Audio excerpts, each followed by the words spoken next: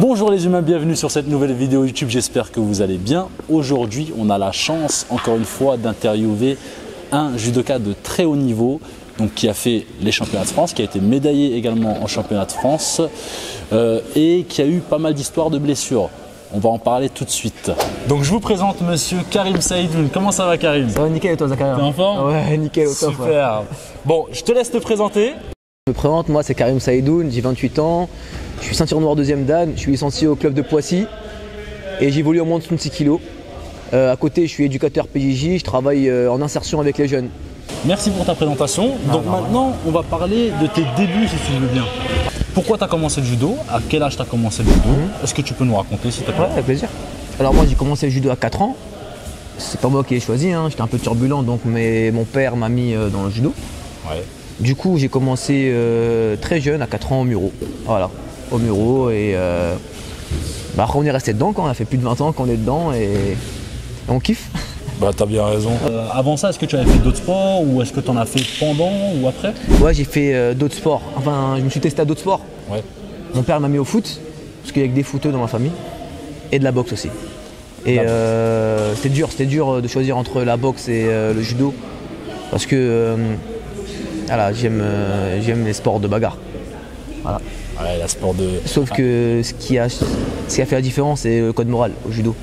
Voilà, les parents ils m'ont plus dirigé vers le judo parce qu'il y a un code moral et tu peux l'appliquer dans la vie de tous les jours. Ouais, Je respecte aussi la boxe, hein. Mais voilà, judoka life.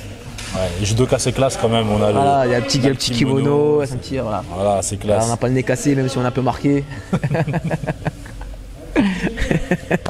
Donc une fois que tu as commencé le judo, à partir de quand tu t'es vu dans le haut niveau? À partir de quand ça s'est passé? À partir de quel âge en fait? Bah écoute, comme tout judoka, tu vois, on a commencé à faire des résultats en Benjamin. J'étais au Muro, j'ai commencé à faire des résultats en Benjamin. Voilà, et champion des Yvelines. Donc après on passe en minime, etc. Donc pareil, en minime, je me classe aux Îles-de-France. Donc voilà, mon prof de judo à l'époque, il me propose de rejoindre le pôle sport de Bretigny. Ouais. En Île-de-France. J'étais très jeune, voilà, quand il me propose de projet, j'étais en 4e. Ouais. Et pour ceux qui ne savent pas, le pôle espoir, en fait au judo il y a plusieurs niveaux. Il y a le pôle espoir qui est en premier, ensuite tu as le pôle France, et puis après les pôles France, tu peux intégrer donc l'INSEP, c'est ça? C'est ça. Donc il me propose le projet, moi j'étais pas contre, hein. J'étais pas contre, par contre mes parents ils étaient un peu réticents. D'ailleurs j'aurais dû les écouter parce que c'est vrai que je suis parti très tôt. Les parents ont toujours raison. Ouais, les parents ont toujours raison. Hein. Les parents ont toujours raison. Voilà. Spécialement ça, mon papa. T'avais raison, papa. Donc voilà, ouais. Du coup, on est parti. Je suis parti à Bretigny. Donc c'était la deuxième saison. C'était la deuxième saison de Bretigny. C'est un pôle qui a été créé en 2008. D'accord. Et moi, je suis arrivé pour la saison 2009-2010. Voilà. J'ai pas aimé, ça a pas matché, j'ai pas kiffé. T'avais fait un an là-bas? J'ai fait un an, j'ai pas matché, voilà. Quand tu es en pôle, ouais. Parce que même moi à l'époque j'avais la proposition d'aller à Rouen, mais je ne l'ai pas fait parce que j'avais pas envie. Mais quand tu es en pôle, du coup comment ça se passe? La semaine, comment ça se passe? Tu as des entraînements tous les jours? Ouais, tu entraînes tous les jours. Que judo, est-ce que vous avez aussi de la préparation? Ouais, on parle surtout pour les plus jeunes qui veulent par exemple rentrer en pôle. Exactement. Comment tu fais pour rentrer en pôle espoir? Déjà, faut faire des résultats, ouais. Aux Îles-de-France. Ouais. Et ensuite, tu fais des tests d'entrée, huc léger, etc., des conditions physiques. Et ensuite, voilà, tu es sélectionné en fonction de tes résultats, quoi. Ouais. Et ensuite, quand tu es pris en pôle, tu remplis ton dossier, etc. Et en fait, voilà, tu as ton programme de la semaine, comment ça se déroule. Donc, en journée, tu es à l'école, normal. Et après, le soir, tu t'entraînes. Le soir, tu t'entraînes.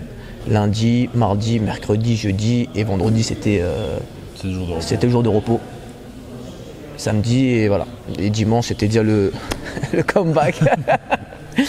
Ouais, c'est assez space. C'est assez space et voilà. D'accord. Et qu'est-ce que t'as pas kiffé toi en pôle sport? L'accompagnement. Et il y a eu beaucoup de préjugés aussi. Faut pas se le cacher. Moi, j'ai pas ma langue dans la poche. Hein.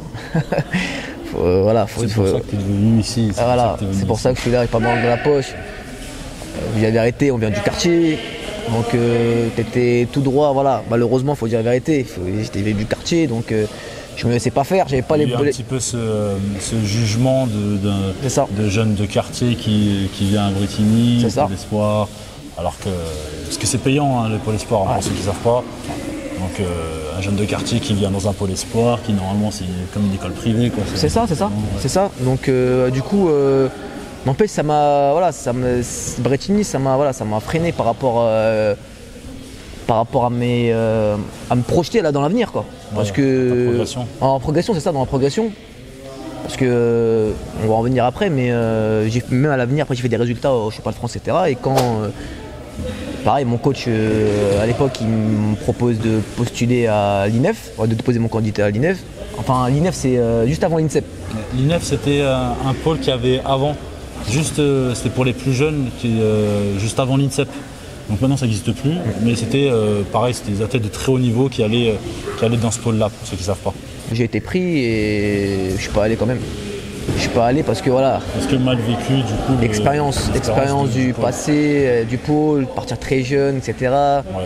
Ah, c'était compliqué. T'avais plus envie de mais on garde de bons souvenirs, hein, parce que ça nous a forgé. C'est une période de ta vie qui te forge, parce que t'as pas le droit de craquer. Ouais, c'est donc ça te sert, hein. Il y a quand même du positif et du négatif. Faut pas retenir que le négatif.